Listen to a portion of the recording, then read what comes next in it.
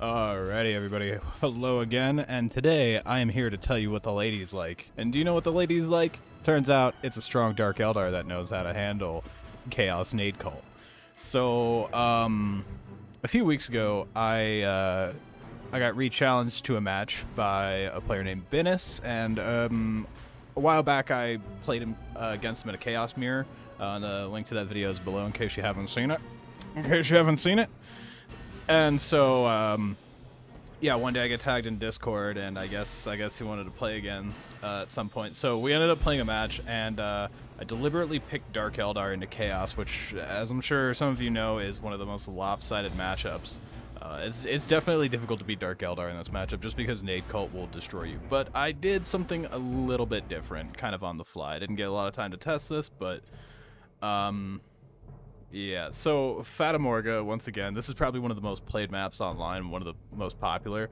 Honestly, between like this, Blood River, Titan's Fall, those are probably the three maps that you should get the most familiar with. And even then, like 90% of the time, it's going to be Fatamorga. Sometimes you'll see Shrine of Excellion, but it kind of sucks. Alright, so here we go. So I'm actually opening up with Hall of Blood here. I'm not going the usual Dark Foundry. So Hall of Blood, Slave Chamber, and I'm also getting a couple squads of Mandrakes. So basically my strategy here is to just be as fast as seemingly possible. You're kind of on a timer here because Defilers are just so difficult to deal with for Dark Eldar that you just don't get much options. So at this point, my build is just kind of running around, and I'm just kind of sitting here like, yeah, I don't really think I need a power gen right now, and I really don't. But yeah, so Binis is going Nade Cult. You know, he's getting his 3 squads of cultists. He's got his armory, and he's gonna get slapped down his 2 generators. So already he's already on his way to getting, you know, situated and everything for tier 2. I'm getting my Mandrakes going around, and so on here I'm getting a warrior squad and an Archon. And the reason I'm getting Archon a little bit faster here is for 2 reasons. One of them is Animus Vitae, the ability to just like stop these guys in their tracks is a really powerful thing, and can give my Mandrake some additional options for getting into melee, but also make it harder for him to micro away from my warriors and reduce their accuracy. So that's another really good thing. And another thing is the Archon actually does a lot of damage to more specifically LP1s and generators, so he can break those pretty quickly. Now right here, Binis has a turret down. This is probably one of the best spots for a turret. It makes it really difficult for me to press anywhere here. But, you know, I've already got some guys moving up here. I'm, you know, just further consolidating, you know, my territory here. I'm getting a listening post up. So, and at this point, it's just, you know, starting to go in. Now, warriors are pretty squishy. You know, 750 health on 3 guys is pretty bad. And they're infantry, so grenade launchers just kind of decimate them. But their damage is pretty high. Their accuracy is good enough even on the move. And then Mandrakes are a little bit tankier. I think they're like 975? Yeah, they're 975. So as you can see here, I'm just kind of going in, trying to get this damage in, trying to just, you know, just trying my best to at least get this squad of cultists out of here. Never lucky on those hits though, man. What is this? Oh, no, we got it. Yeah, so as you can see here, this squad is pretty much going down. And then I'm gonna have these guys start breaking that. Over here, I've already busted this down with the Archon and another squad of Mandrakes. So he got this to an LP2, but the Archon will take it. He can take it because look at that damage. I mean, you can just see it going down. Now over here, you know, I ran into that turret and he had some grenade launchers online already, so I lost, you know, almost that entire squad. So I just decided, okay, they need to get out of here. Like I said, grenade launchers very, very powerful against Dark Eldar. Yeah, you can see he's just, you know, able to do some really good damage here, and that's just with 1 squad. Now over here, you know, I'm, you know, starting to cap this point.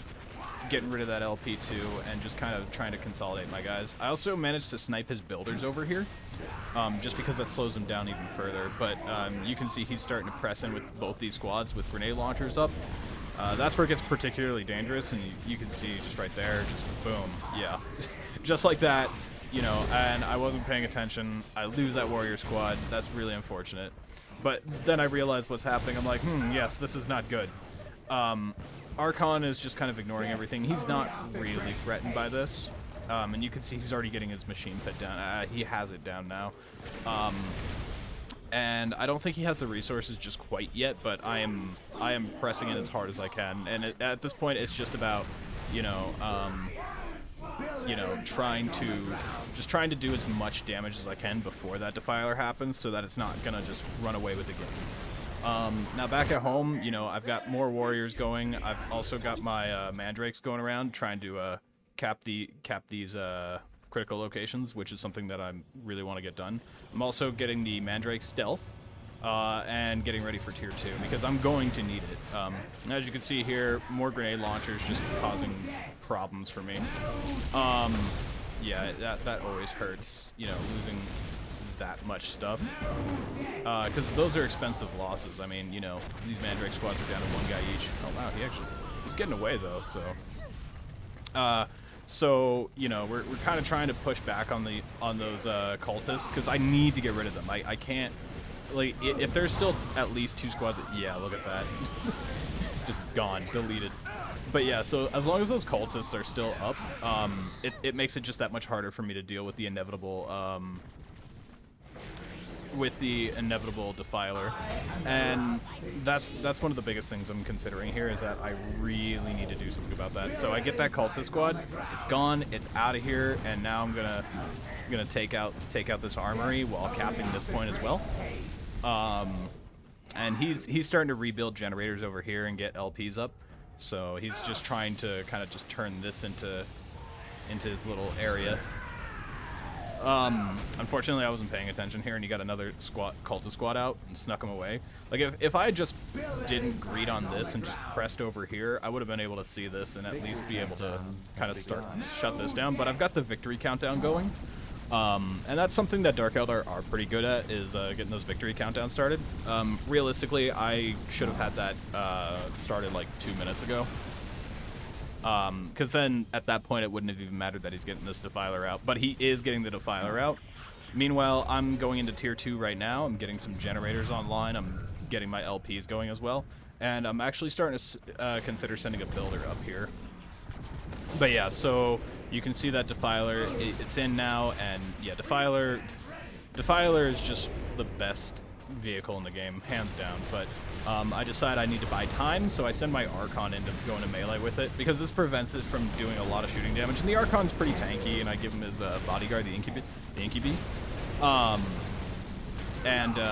Yeah, I mean, like, he's gonna go down. Like, he's not gonna beat it, but he can hold it off long enough and get some damage in on it. He's also getting another builder. Alright. But yeah, so at this point, it's just buy time. And I've got this builder coming up to try and get some LPs going here. I just need to distract it, buy time, and prevent it from getting out. Now, he's got these 2 builders trying to repair it, but I do take them down. I get that focus fire in. He's also sending these cultists up to try and back it up. Like I said, you know, at this point, I just have to sacrifice the Archon. But I do notice these cultists, and I decide, okay, I need to get them out of here.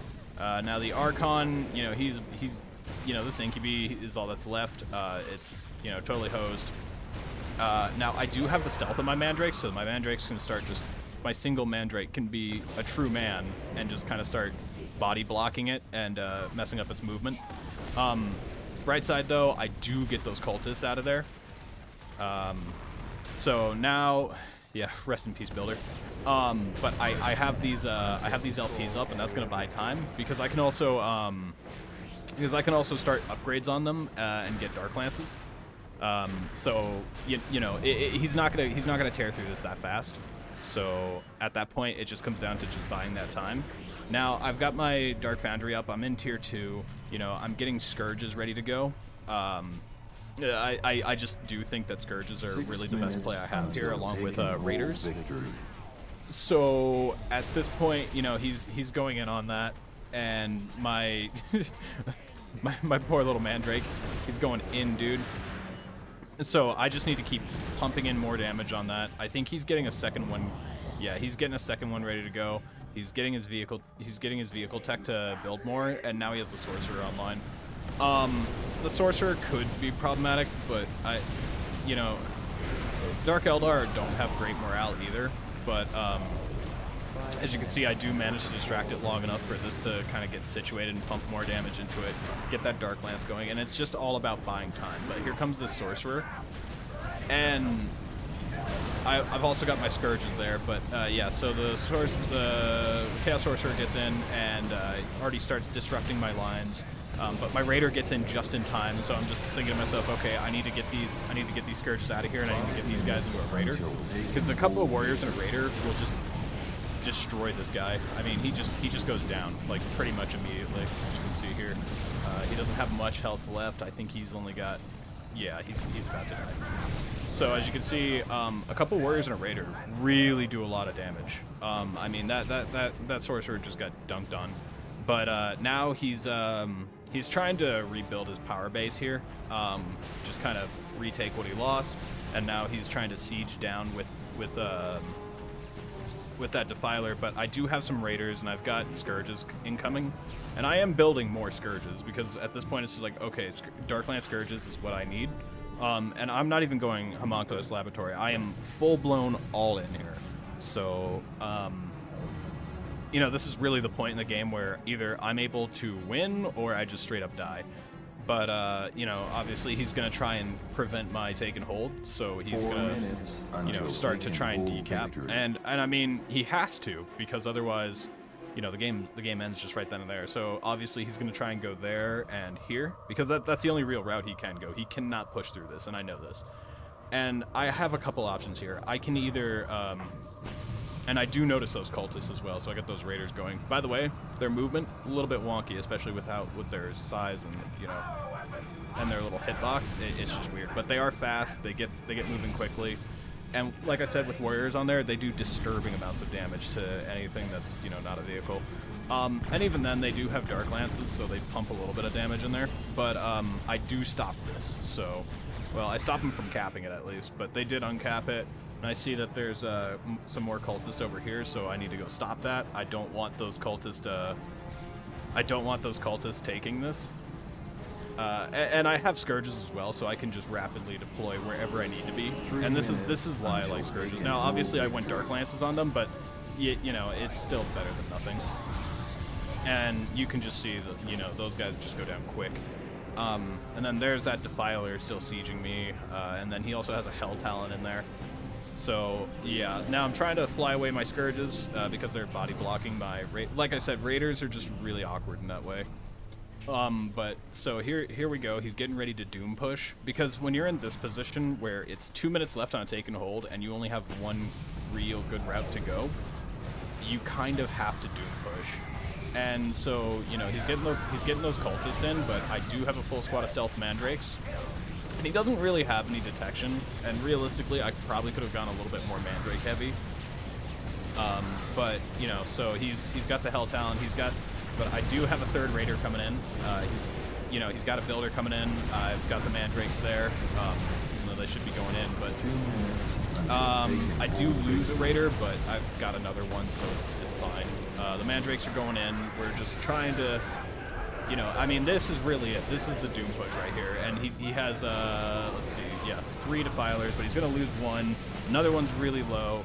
And the other one's full health. I got another Raider that's just come in, and that's where he calls it. And that is how you beat the nade cult. You basically really do have to all in at that point.